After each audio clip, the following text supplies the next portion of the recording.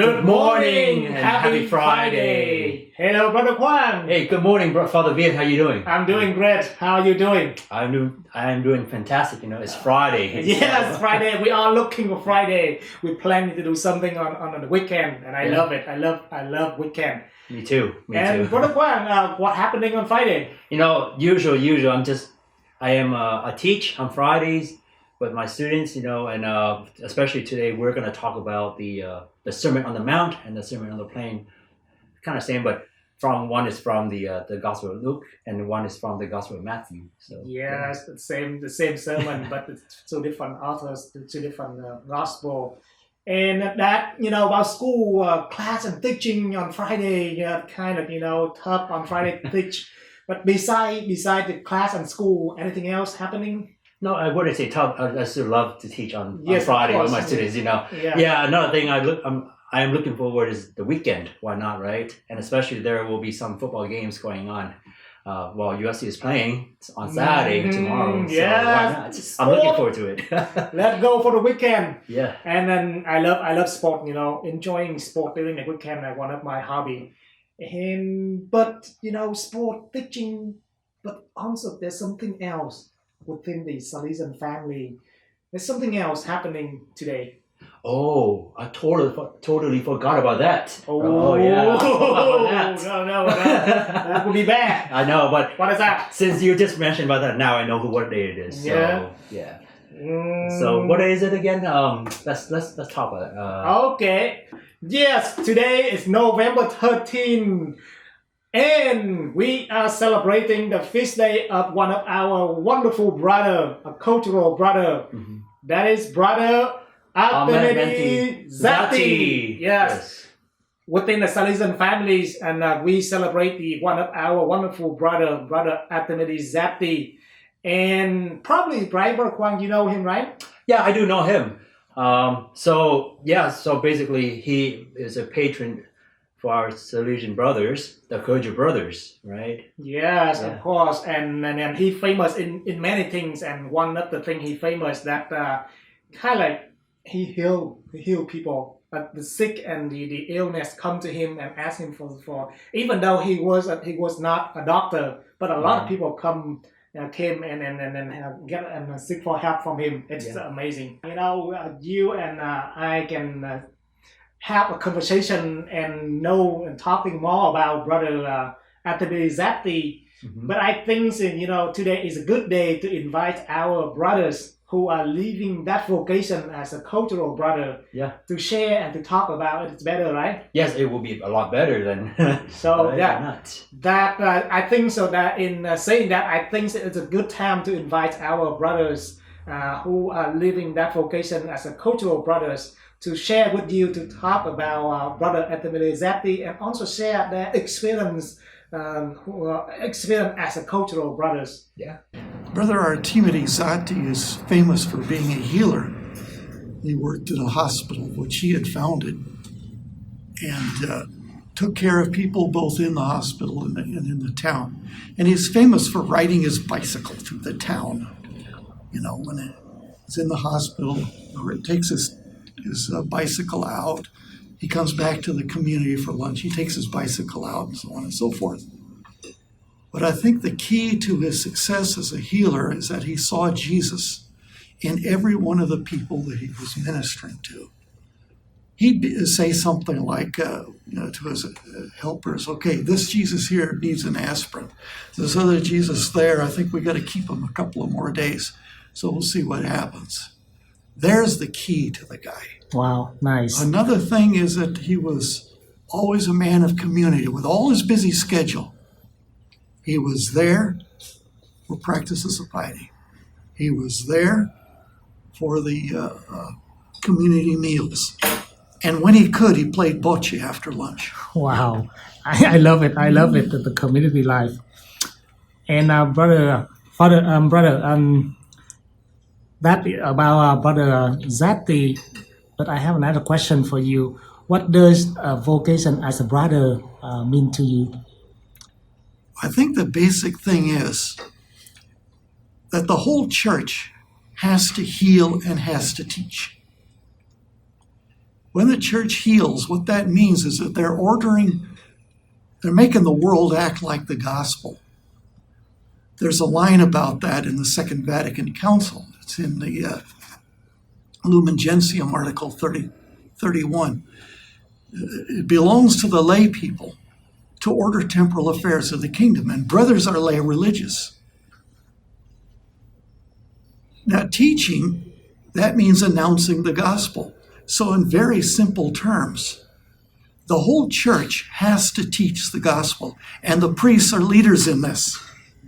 The whole church has to heal, that is, order temporal affairs to the kingdom, and the brothers are the leaders in this. Thank you, brother. Do you have anything to say to the young people today that thinking about vocation either as a priesthood or brother?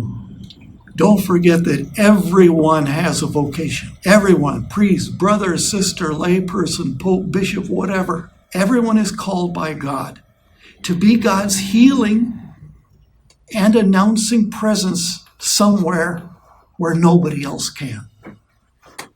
Thank you, brother. I wish you a wonderful day. Well, let's see. Prayer, Okay. school, and doing the best of helping other children.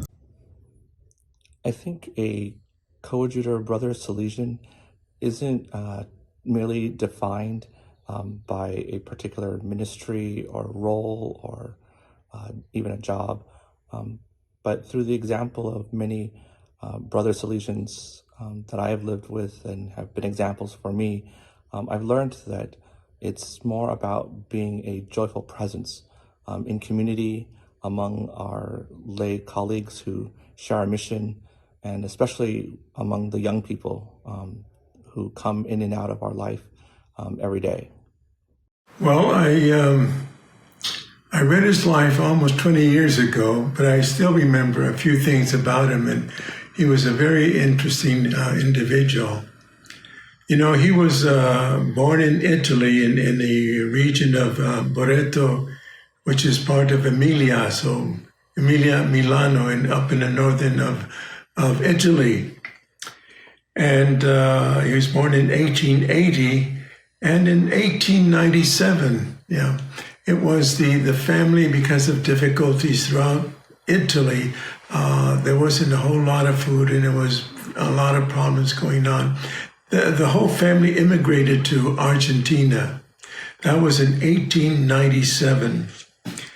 Zatti, as a small young man, wanted to be a priest with all his heart. He really wanted to be a priest.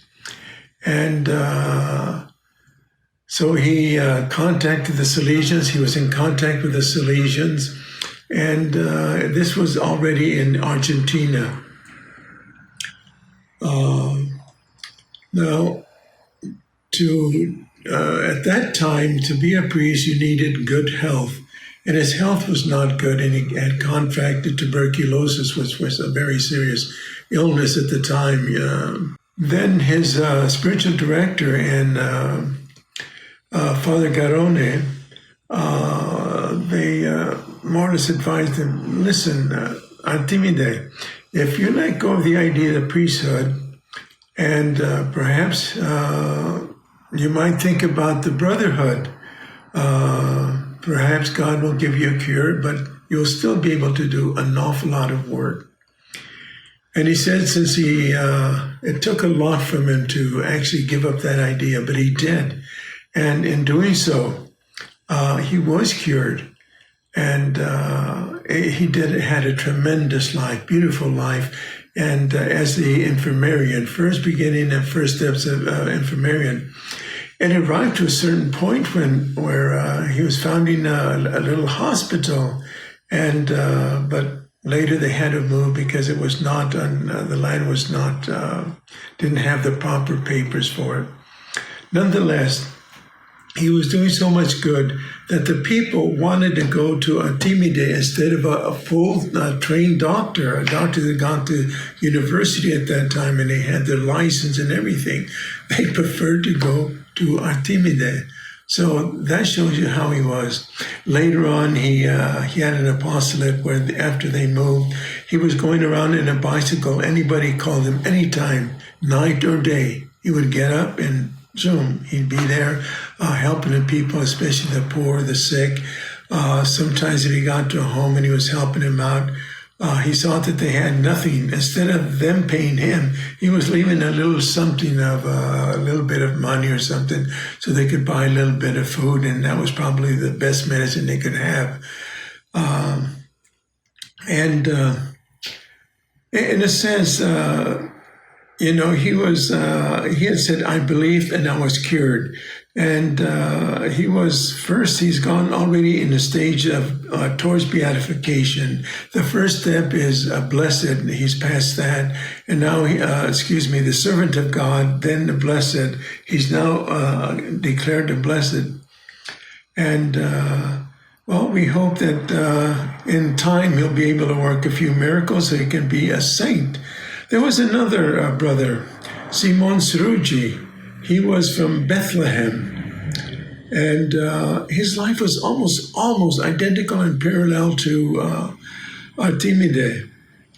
Simon was also a lay brother. He was in the brotherhood, and they were almost contemporaneous in time. There was only about 5 years difference from the death, life to death, and that kind of thing. And again, he too, Simon Sruji, was preferred by the people. There was Muslims, anybody that came to him, he would cure. And the Muslims themselves called him a saint. So in that kind of a condition, you can imagine how powerful his presence was and giving testimony. And he too, he's buried in the land or the place where Gamaliel, the priest that was in Jesus' time, is mentioned in the gospel, that he's buried in one of our Salesian houses there. So both of these men were wonderful people. And if you're asking me, what do I think about the vocation of the brotherhood? It's a very special vocation. It is a calling. Just as a priest is a calling, the sisters are called also. Families are called to the married life. It is a calling. Should not really, in some sense, be your decision alone. It should be listening to God and then following what he is asking you to do. This is the beauty of the brotherhood, that you don't have to be a priest to be a saint. There's many paths to holiness. St. Francis of Assisi, one of our great saints in the church, he was never a priest. He did not want to be a priest. His life he was seen in poverty. He was seeing the beauty of God everywhere, how it would respond to him and call him out to his writings, his sayings. Everything is so beautiful. Seeing the beauty of what God is like. So this is the preciousness of the brotherhood, that it is a calling. It is not being half a priest. It is fully fully a vocation in itself. It is not half of anything. It is a full life that can be lived and very beautiful, and there's so much dignity in it. Tom, can you say something about vocation as a brother? Oh, okay. So a brother's vocation is that we accompany people towards God. So it's a little different than a priest who points to God or educates about God. But a brother, we accompany with. So for example, if I'm a brother and this is a regular dude, a friend of mine, and I say, hey, God is over there, let's go. And then we go that way. But if it's a priest, the priest will say, hey, you, go this way to God. So brothers, let's go. And a priest says, go that way. And that's the difference. That's what a brother does. We are on a mission to find God and bring other people to God too.